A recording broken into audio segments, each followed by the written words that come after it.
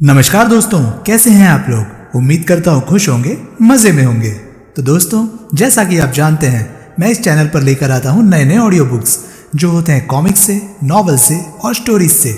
अगर आपको ऐसे कंटेंट पसंद है तो प्लीज़ मेरे चैनल को सब्सक्राइब करें और वीडियोज़ को लाइक करें, क्योंकि मैं ऐसे कंटेंट लाता रहता हूँ। तो चलिए दोस्तों, इसी नोट पर आज की वीडियो शुरू करते हैं। आज की वीडियो में मैं आपको सुनाने वाला हूँ मौत का नाच नॉवल का पार्ट 6। इसके बाकी के 5 पार्ट्स आप ऑलरेडी सुन चुके होंगे, और अगर आपने नहीं सुने तो उनके लिंक्स आपको ऊपर आई बटन से मिल जाएंगे। तो चलिए दोस्तों, ज़्यादा देरी ना करते हुए शुरू करते हैं मौत का नाच नॉवल के पार्ट 6 को।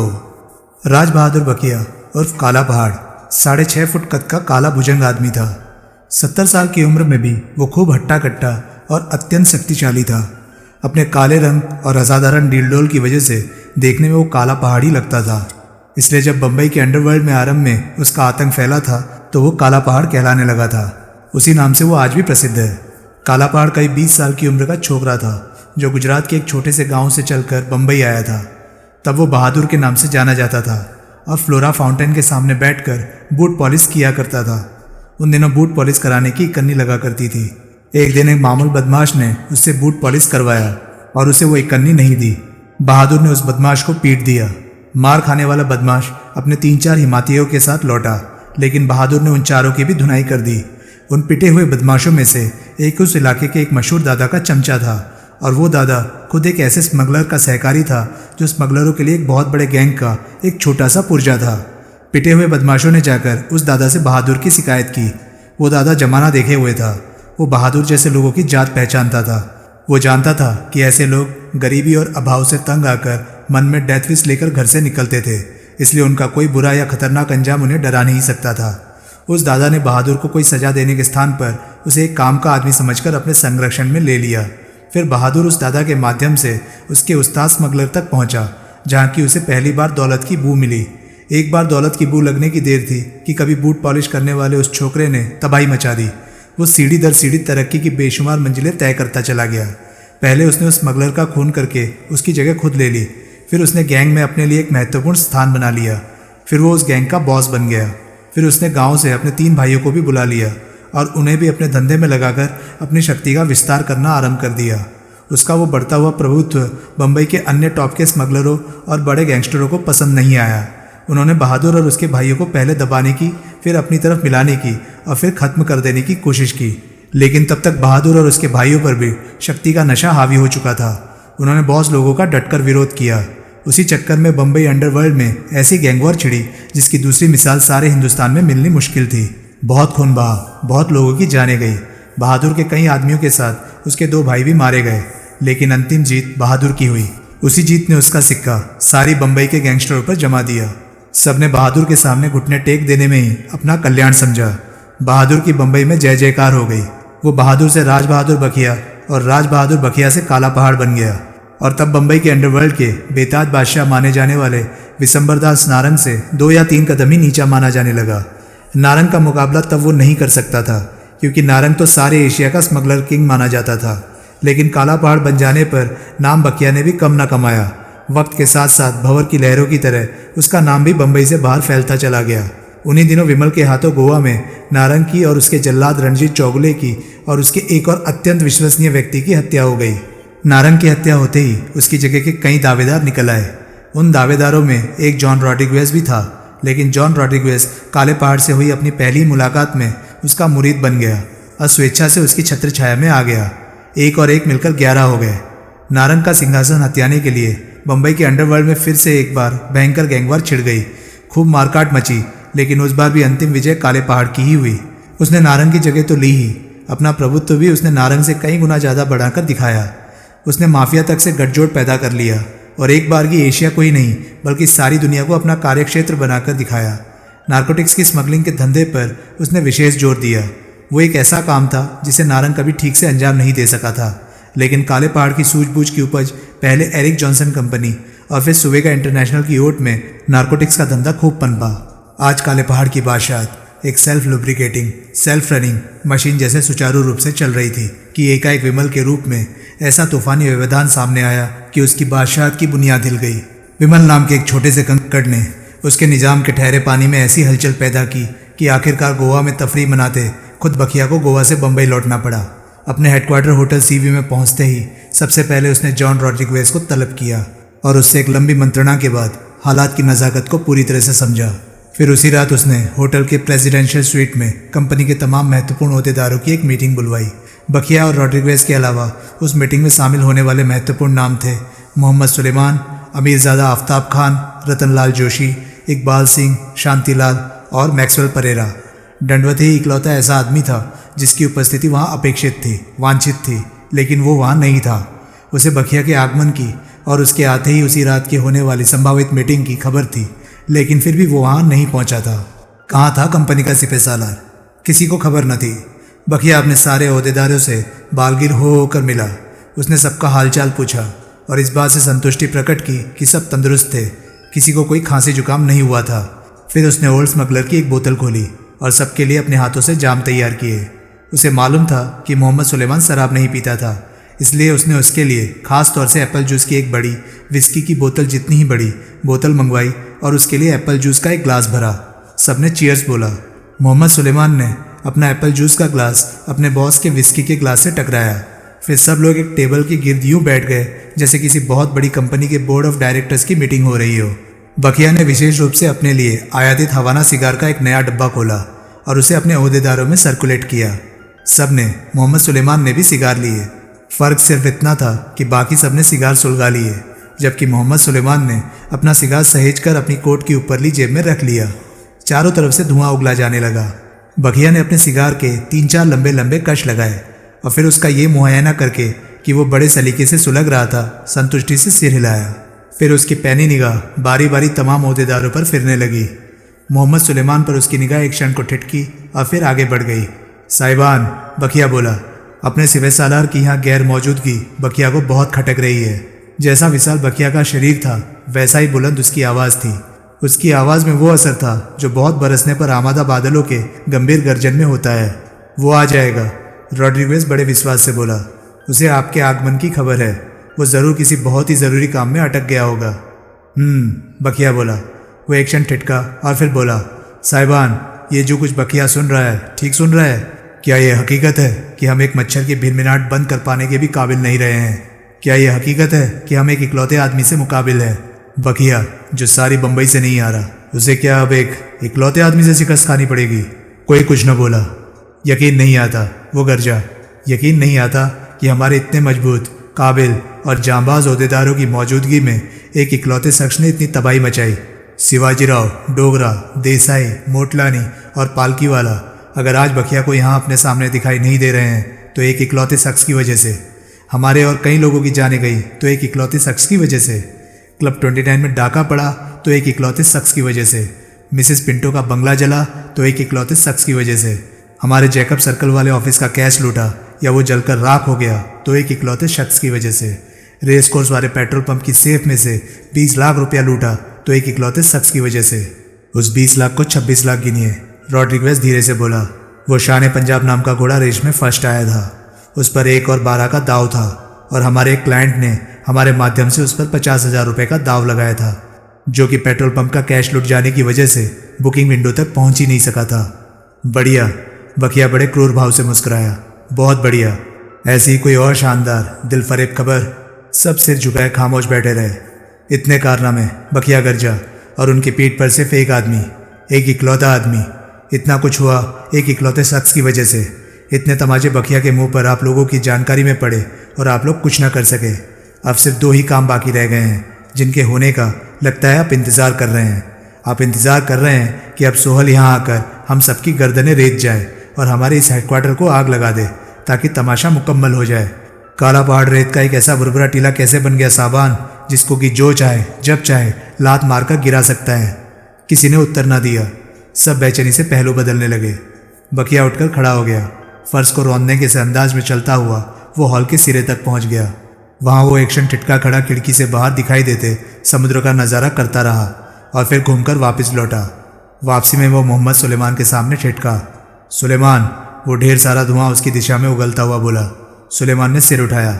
बखिया तुमसे पूछता है। बखिया गरजा, ये मामूली खरोंच नासूर कैसे बन गई? शुरुआत में ही इसका कोई हल क्यों ना निकाल पाए तुम? बखिया साहब, सुलेमान बोला, वो आदमी कंपनी पर बेजा दबाव डालने की, कंपनी को ब्लैकमेल करने की कोशिश कर रहा था। मैं उसकी मांग स्वीकार नहीं कर सकता था। शुरू में मांग चाहे मामूली थी, मांग चाहे खोटी अठन्नी की होती। बखिया ने बड़े बेसब्रीपन से उसकी बात काटी। हम स्वीकार नहीं कर सकते थे। उस बारे में तुमने जो कुछ किया ठीक किया, लेकिन सवाल यह है कि कंपनी के बेइंतहा सलाहियत के बावजूद तुम उस मच्छर को तलाश करके उसे मसल क्यों ना सके। एक आदमी, एक इकलौता आदमी बम्बई में कंपनी की निगाहों से बचा रह पाया। ऐसा क्यों कर हुआ? साहब, वो तो शेर की मान में घुसकर बैठा हुआ था। किसी को उम्मीद नहीं थी कि वो यहाँ होगा। ये होटल बम्बई में नहीं है, फ्रांस में है ये होटल। नहीं साहब, लेकिन क्या लेकिन?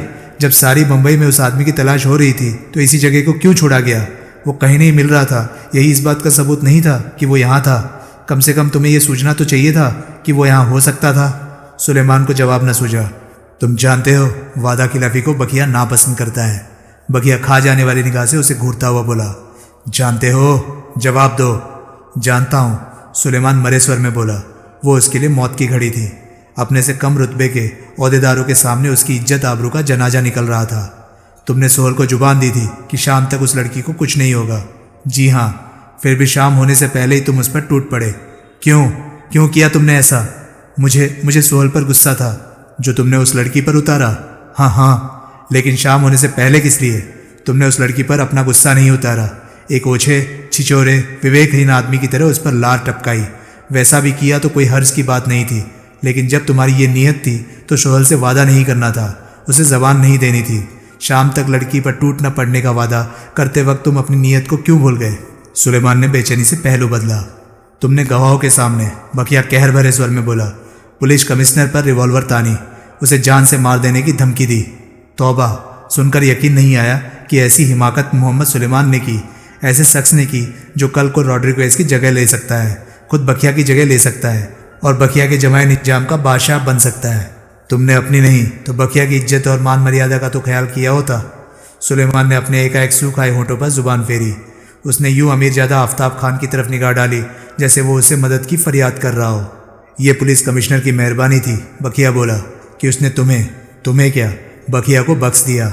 बखिया के कमिश्नर से अच्छे ताल्लुकात ना होते तो तुम्हारी उस वाहिद करतूत के बदले वो इस होटल की ऐसी ईंट से ईंट बजाकर जाता कि आने वाले दिनों में इसकी हालत एक भटियार खाने से भी गई बीती हो जाती। बखिया साहब, अमीरजादा आफ्ताब खान हिम्मत करके बोला। सुलेमान पर बहुत भारी मनोवैज्ञानिक दबाव था। इतने दबाव में एक आध गलत कदम उठ जाना स्वाभाविक होता है।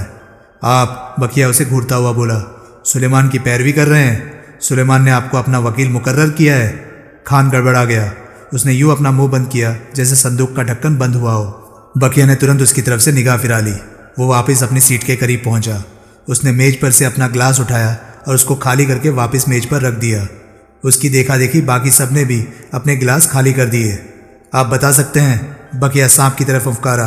कोई बता सकता है कि लड़की की होटल में मौजूदगी की खबर, वो खबर जो खुद आपको चंद मिनट पहले हासिल हुई थी, पुलिस तक कैसे पहुंच गई? सब एक दूसरे का मुंह देखने लगे। सुलेमान, बखिया गुर्राया। खबर, सुलेमान कठिन स्वर में बोला, खुद सोहल ने ही की हो सकती है। खुद सोहल ने? जी हाँ, उसने महसूस किया होगा कि वो लड़की को हमारे चुंगल से नहीं छुड़वा सकता था, इसलिए लड़की की सलामती के लिए उसने खुद पुलिस को फ़ोन कर दिया होगा। आखिर लड़की पर कोई चार्ज तो था नहीं। उसका यह सोचना वाजिब था कि वो पुलिस के हाथों ज़्यादा सुरक्षित थी। लेकिन बखिया अपने एक हाथ का घूंसा दूसरे हाथ पर जमाता हुआ बोला, सोहल को ये कैसे मालूम हुआ कि लड़की तुम्हारे कब्जे में थी? अपने स्वीट के पास तो फटका भी नहीं था। सुलेमान स्तब्ध रह गया। तब उसे पहली बार महसूस हुआ कि ये बात उसे खुद ही सोचनी चाहिए थी कि आखिर सोहल को पता कैसे लग गया था कि लड़की उनकी पकड़ में आ गई थी। उसने अपने स्वीट में फ़ोन करके सुलेमान से बात करने की इच्छा व्यक्त की थी। उसे यही कैसे मालूम था कि उसके स्वीट में सुलेमान मौजूद था? उसने पहले कुछ क्षण के लिए ऐसा ज़रूर सोचा था कि नीलम ने सोहल को कोई इशारा किया था, लेकिन बाद में जब उसका गुस्सा उतरा था और उसका विवेक उसके काबू में आया था तो उसने महसूस किया था कि वो लड़की पर नाहक लाल पीला हुआ था। प्यादों की मौजूदगी में 8वीं मंजिल से नीचे कहीं सोहल को कोई इशारा कर पाना नामुमकिन था। लड़की ने सोहल को कोई इशारा नहीं किया था और फिर फ़ोन पर छूटते ही सोहल ने कहा था कि वो लड़की को छोड़ दे, वरना उसे अपने आप पर अफसोस होने लगा। उसकी बेइज्जती खामखा नहीं हो रही थी, उसकी अकल पर वाकई पत्थर पड़ गए थे। होटल में ज़रूर उसका कोई हिमायती मौजूद था। बखिया दहाड़ा। बखिया ठीक कह रहा था। सुलेमान ने इस बात पर अफसोस करते हुए कि ये बात उसे नहीं सूझी थी मन ही मन सोचा, किसी ने नीलम को उन लोगों की गिरफ्त में आते देखा था और वक्त रहते सोहल को चेतावनी दे दी थी। ऐसा ना हुआ होता तो उन्हें फ़ोन करने की जगह सोहल सीधा अपने स्वीट में आया होता और गिरफ्तार हो गया होता। परेरा, बखिया बोला। यस बॉस, मैक्सवेल परेरा बोला। दंडवती की गैरहाजिरी में एक काम तुमसे करवाना है। क्या? 8वीं मंजिल पर ठहरे सारे लोगों को चेक करो। अगर वहाँ कोई संदिग्ध व्यक्ति दिखाई दे तो उसकी निगरानी के लिए आदमी लगाकर फ़ौरन उसकी खबर मुझे करो। Right boss. बखिया ने सबके ग्लास खाली देखे तो उसने विस्की की बोतल, सोडा साइफन और एप्पल जूस वाली ट्रे उठा ली। उसने अपने एक एक ओहदेदार के पास पहुंचकर बारी बारी उनके ग्लासों में विस्की डालनी आरंभ कर दी। वो सुलेमान के पास पहुंचा। उसने सुलेमान का ग्लास उठाया और उसमें एप्पल जूस डालने की जगह उसे उल्टा करके सुलेमान के सामने रख दिया। सुलेमान का चेहरा कागज़ की तरह सफ़ेद पड़ गया। ड्रिंक्स के दूसरे राउंड में बखिया ने उसे शरीक नहीं किया था। सुलेमान उस तिरस्कार का मतलब बखूबी समझता था। बखिया वापस अपनी सीट पर पहुंचा। सबसे आखिर में उसने अपने लिए पैक बनाया। बहादुर आदमी की बखिया कदर करता है। अपने दूसरे पैक में से एक घूंट भरने और सिगार का एक लंबा कश लगाने के बाद बखिया बोला, सोहल के कारनामों का वैसे ही बखिया पर बड़ा रोब है। अगर उसने कंपनी की तरफ अपनी मैली आंख ना उठाई होती तो कंपनी में बखिया उसका इस्तकबाल करता और उसे गले लगाकर उससे मिलता। लेकिन अब बखिया, जो अच्छा भला टिक कर बैठ गया था, फिर उठकर खड़ा हो गया। वो बखिया का दुश्मन नंबर 1 है। बखिया के 5 ओहदेदारों का कत्ल करके, उसके 5 ठिकानों पर वार करके सोहल अब बम्बई में तो क्या, इस धरती पर जिंदा नहीं रह सकता। उसने अपने एक हाथ में थमे सिगार को एस्ट्रे में डालकर यूं मसला जैसे वो सोहल का दिल मसल रहा हो। उसने विस्की का ग्लास एक ही घूंट में खाली किया और फिर ग्लास को इतने जोर से अपने असाधारण आकार के हाथ की मुट्ठी में दबाया कि ग्लास एक चटाक की आवाज़ के साथ टूट गया और टूटा कांच उसकी हथेली को कई जगह बींध गया। हथेली में से खून बहने लगा। उसने अपना खून बहता खुला हाथ सिर से ऊपर उठाकर अपने ओहदेदारों के सामने फैला दिया। सब आतंकित भाव से उस हाथ को देखने लगे जिसमें से खून की बूंदें अब मेज पर टपकने लगी थी। कसम है बखिया को अपने पुरखों की। बखिया ने एक खून जमा देने वाली हुंकार भरी। वो सोहल की वो मैली आंख नोच लेगा जो कंपनी की तरफ उठी। वो हाथ काट देगा जो कंपनी के ओहदेदारों के लिए मौत का फरमान बनी। वो सोहल की बोटी बोटी काट कर चील कौवों को खिला देगा। वो सोहल की और सोहल के हिमायतियों की हस्ती मिटा देगा। बखिया का दुश्मन ऐसी मौत मरेगा कि देखने सुनने वालों को इबरत हासिल होगी और मरने से पहले वो खून के आंसू रोएगा। हॉल में मरगट का सा सन्नाटा छा गया। बहुत अरसे बाद बखिया के ओहदेदारों ने उसे इतने भयंकर गुस्से में देखा था। 2 राउंड में ओल्ड स्मगलर की पहली बोतल खाली हो चुकी थी। रॉड्रिगेज अपने स्थान से उठा। साइड टेबल पर पड़ी बोतलों में से एक बोतल उठाकर उसने उसे खोला और बखिया के समीप पहुंचा। उसने बखिया के गिलास में विस्की डाली। उसने सोडा साइफन की तरफ हाथ बढ़ाया तो बखिया ने बड़े बेसब्रेपन के साथ हाथ हिलाकर उसे रोक दिया। रॉड्रिगेज बाकी लोगों को विस्की सर्व करने लगा। जब तक वो टेबल का घेरा काटकर बखिया के पास वापस लौटा, बखिया अपना ग्लास खाली कर चुका था। उसने दोबारा ग्लास में विस्की डाल दिया। बखिया को ग्लास की तरफ हाथ बढ़ाता ना पाकर उसने सिगार का डब्बा खोलकर उसमें से एक सिगार निकाला। सिगार का कोना काटकर उसे उसने बखिया को पेश किया। बखिया ने सिगार ले लिया। रॉड्रिगेज ने बड़े अदब से सिगार सुलगा लिया। बखिया सिगार से कश लेने लगा। फिर उसने रॉड्रिगेज को बैठ जाने का संकेत किया। रॉड्रिगेज अपनी कुर्सी पर जा बैठा। अंत में बखिया ने स्तब्धता भंग की। कोई साहब बता सकते हैं, वो बोला, कि आज की तारीख में सोहल को कहाँ और कैसे तलाश किया जा सकता है? किसी के पास बखिया के सवाल का कोई जवाब नहीं था। बखिया की पैनी निगाह सब पर से भटकती हुई रॉड्रिगेज पर आकर टिक गई। वो सुबह 8 बजे मुझे टेलीफोन करेगा, रॉड्रिगेज बोला। हम ये पता लगाने की कोशिश कर सकते हैं कि उसकी कॉल कहाँ से आई थी। ऐसे पता, इकबाल सिंह बोला, घटिया जासूसी नॉवल में ही लगाया जा सकता है। ऑटोमेटिक एक्सचेंज में कॉल हो जाने के बाद किसी के फरिश्ते नहीं बता सकते कि कॉल कहाँ से आई थी। लेकिन जोशी बोला, कॉल होते होते में पता लगाया जा सकता है कि कॉल कहाँ से की जा रही थी। पुलिस वाले ऐसा अक्सर करते हैं, इकबाल सिंह बोला, लेकिन टेलीफोन एक्सचेंज की मदद से। एक्सचेंज में से कॉल के चालू रहते ये बताया जा सकता है कि कौन से नंबर से कौन से नंबर को रिंग किया है। एक्सचेंज की ऐसी मदद क्या हमें नहीं हो सकती? बखिया बोला। हो सकती है, रॉड्रिगेज पूरे विश्वास के साथ बोला। होगी, लेकिन उसमें हमें क्या हासिल होगा? अमीरजादा आफ्ताब खान बोला। इतने बड़े बम्बई शहर में से कॉल कहीं से भी हुई हो सकती है। हम सारी बम्बई के टेलीफोनों की रखवाली पर आदमी नहीं बिठा सकते। वो चालाक आदमी है, शांतिलाल बोला। कॉल वो ज़रूर पब्लिक टेलीफोन से ही करता होगा। क्या हम सारे पब्लिक टेलीफोन पर पहरा नहीं बिठा सकते? बखिया बोला। पहरा बिठाना तो दूर, इकबाल सिंह बोला। कल सुबह 8 बजे तक तो हम यही नहीं मालूम कर सकते कि बम्बई में पब्लिक टेलीफोन है कहाँ कहाँ? उसकी लिस्ट तो मैक्सवेल परेरा बोला डायरेक्टरी में होगी। डायरेक्टरी में? इकबाल सिंह संदिग्ध स्वर में बोला। हाँ, जब शहर के हर टेलीफोन का नंबर डायरेक्टरी में होता है तो पब्लिक टेलीफोनों का भी होता होगा। डायरेक्टरी मंगाओ, बखिया ने आदेश दिया। डायरेक्टरी मंगाई गई। कंपनी के सिपह सालार की वहाँ कमी अब सबको खल रही थी। दंडवते को ऐसी बातों की जानकारी वैसे ही होती थी। डायरेक्टरी में पब्लिक टेलीफोन की लिस्ट तो थी, लेकिन वो लिस्ट हर किसी की उम्मीद से ज़्यादा बड़ी थी।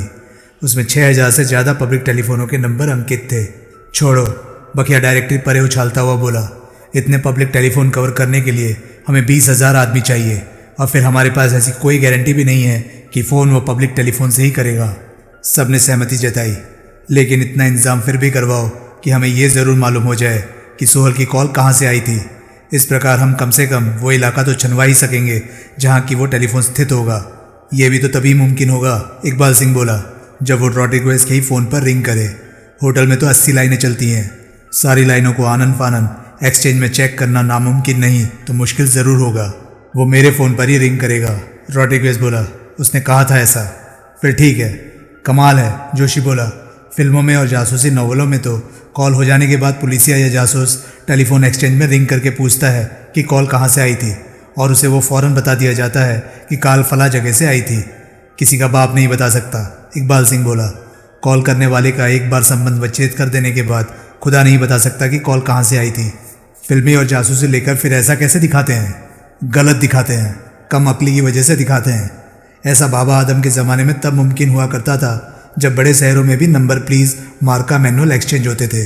तब कॉल ऑटोमेटिक मशीनरी की जगह टेलीफोन ऑपरेटर हाथ से कनेक्ट करती थी, और तब इस बात की संभावना होती थी, माइंड इट, तब भी सिर्फ संभावना होती थी कि बाद में शायद ऑपरेटर को फ़ोन करने वाले का नंबर याद रह गया हो, या अभी तक उसने अपने स्विच बोर्ड पर उसके छेद में से कॉर्ड न खींची हो।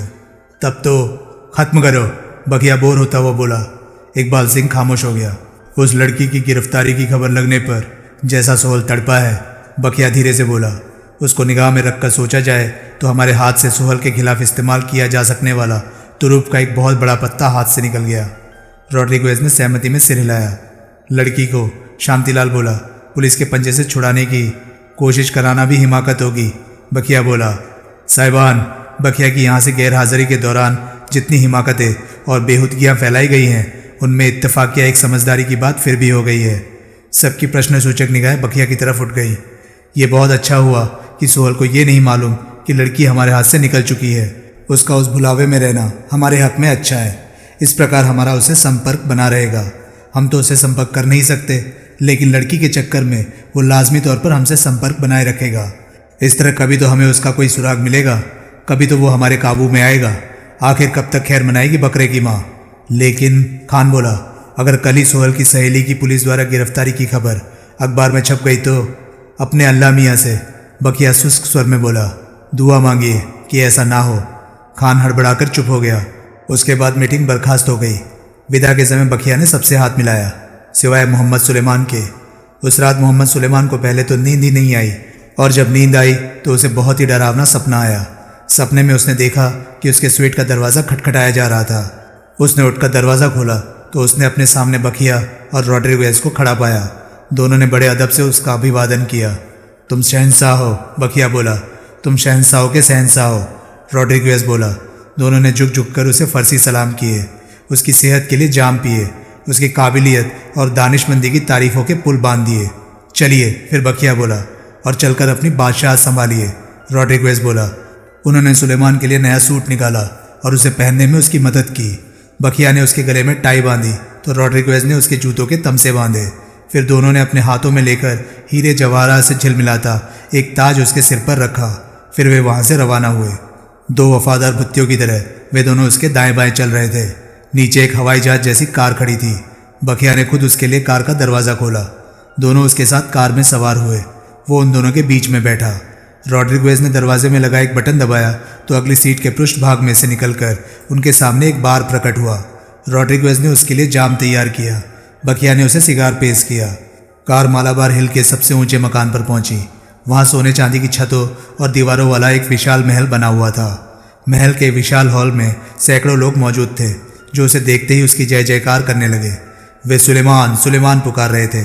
लेकिन सुलेमान को वे सुल्तान सुल्तान कहते लग रहे थे। गर्दन की हल्की सी जुम्बिश के साथ उनके अभिवादनों का जवाब देता हुआ सुलेमान उनके बीच में से गुजरता चला गया और हॉल के पृष्ठभाग में मौजूद एक ऊंचे राज सिंहासन पर जा बैठा। बकिया और रॉड्रिगेज हाथ बांधे उसके दाएं बाएं खड़े हो गए। हॉल की एक विशाल खिड़की से उसने बाहर झांका तो उसे सारा बंबई शहर अपने कदमों पर लोटा दिखाई दिया। सब तुम्हारा है, बकिया बोला। सबका सब तुम्हारा है, रॉड्रिगेज बोला। तुम शहंशाह हो, बकिया बोला। तुम शहंशाहों के शहंशाह हो, रॉड्रिगेज बोला। सुलेमान सुलेमान, हॉल में जमा लोगों ने उसके नाम के नारे लगाए। सुल्तान सुल्तान, उसे सुनाई दिया। फिर रॉड्रिगेज ने उसके हाथ में एक सोने का जाम थमा दिया। बकिया ने एक चांदी की सुराही में से उसमें मदिरा डाली। पियो पियो। सुलेमान ने मदिरा पीकर जाम हॉल में लोगों के भीड़ में उछाल दिया। अपना दायां हाथ ऊंचा करो, रॉड्रिगेज बोला। सुलेमान ने दायां हाथ उठाया। बकिया ने उसके खुले हाथ की हथेली में एक चाकू घोंप दिया। हाथ में से खून का फव्वारा बह निकला। रॉड्रिगेज खून को एक पतीले के आकार के जाम में जमा करने लगा। कसम खाओ, बकिया बोला। कसम खाओ अपने पुरखों के खून की। पूरा जाम उसके खून से भर गया तो रॉड्रिगेज ने उसे जबरन सुलेमान के होठों से लगा दिया और बोला, पियो पियो। वो पी न सका। रॉड्रिगेज ने सारा खून उसके सिर पर उलट दिया। उसका ताज, उसका सिर उसके खून से, उसके अपने खून से रंग गया। फिर रॉड्रिगेज ने उसकी तरफ एक तलवार बढ़ाई और बकिया की तरफ इशारा करता हुआ चिल्लाया, इसका गला काट दो। बकिया ने उसकी तरफ एक गंडासा बढ़ाया और रॉड्रिगेज की तरफ इशारा करता हुआ चिल्लाया, इसके टुकड़े टुकड़े कर दो। सुलेमान ने बकिया का गला काट दिया। सुलेमान ने रॉड्रिगेज के टुकड़े टुकड़े कर दिए। लोगों ने हर्ष ध्वनि की, जोर जोर से तालियां बजाई। फिर भीड़ में से एक आदमी निकला और उसके सामने आ खड़ा हुआ। वो अमीरजादा आफ्ताब खान था। वो यूं हंस रहा था जैसे वो सुलेमान की खिल्ली उड़ा रहा हो। सुलेमान ने तलवार के एक ही वार से उसका सिर धड़ से अलग कर दिया। खान का सिर उसके धड़ से कोई 10 गज परे जमीन पर जाकर गिरा और जोर जोर से अट्टहास करने लगा। धड़ नाचने लगा। सुलेमान ने गंडासे से उसके धड़ के टुकड़े टुकड़े कर दिए। हर टुकड़ा अलग अलग नाचने लगा। खान का कटा सिर और जोर जोर से अट्टहास करने लगा। फिर खान का सिर सोहल का सिर बन गया और अट्टहासों की आवाज़ें सारे हॉल को गुंजाने लगी। फिर धड़ के सारे टुकड़े इकट्ठे होकर जुड़ गए और सिर भी धड़ से जा लगा। अब उसके सामने सोहल खड़ा था।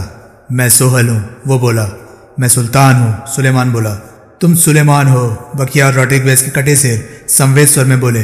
तुम फेल हो गए, सोहल बोला। तुम नालायक सुलेमान हो, बकिया बोला। तुम नामाकुल सुल्तान हो, रॉड्रिगेज बोला। बकिया ने उसके सिर से ताज उतार दिया। रॉड्रिगेज ने उसे कान पकड़कर तख्त पर से खड़ा कर दिया। सोहल के हाथ में एक भूरे रंग का लिफाफा प्रकट हुआ। उस लिफाफे में से उसने एक दराती निकाली। उस दराती से उसने यूं सुलेमान के कंधों पर से उसका सिर उतार लिया जैसे खीरा काट रहा हो। उसने दराती फेंक दी और उसका सिर भूरे लिफाफे में रख दिया। उसने लिफाफा बकिया की तरफ बढ़ाया। बकिया ने कृतज्ञता ज्ञापन करते हुए लिफाफा ले लिया और उसे रॉड्रिगेज को थमा दिया। फिर बकिया और सोहल एक दूसरे की बाहों में बाहें डालकर नाचने लगे। रॉड्रिगेज तख्त पर बैठ गया। ताज उसने अपने सर पर रख लिया। उसने अपने कोट की जेब में से एक लंबी सलाई निकाली और उससे सुलेमान के लिफाफे में रख के सर में छेद करने लगा।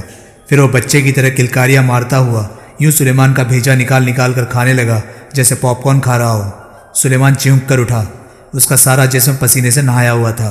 उसकी कनपट्टियों में खून बज रहा था और उसका दिल धाड़ धाड़ उसकी पसलियों के साथ टकरा रहा था। उसने अपनी कनपट्टियाँ थाम ली और ये जानते समझते हुए कि उसने सपना देखा था, अपने सिर को हिला हिलाकर तस्दीक की कि वो उसके धड़ पर सलामत थी।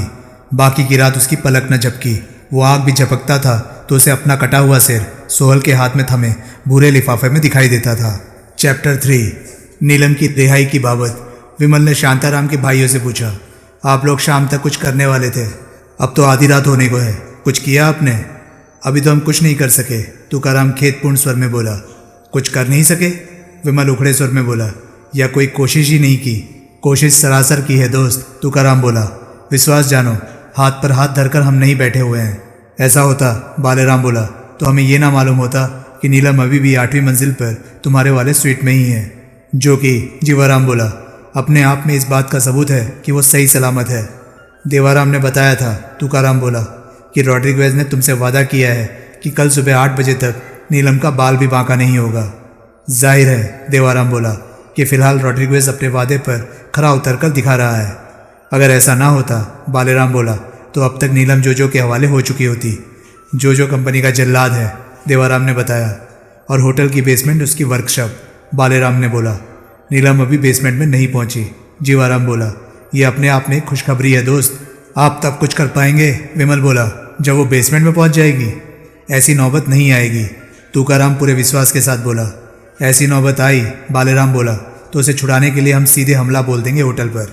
या तो हम नीलम को छुड़ा कर दिखाएंगे, जीवाराम बोला, या फिर हम चारों भाइयों में से एक भी जिंदा नहीं बचेगा। विमल खामोश रहा।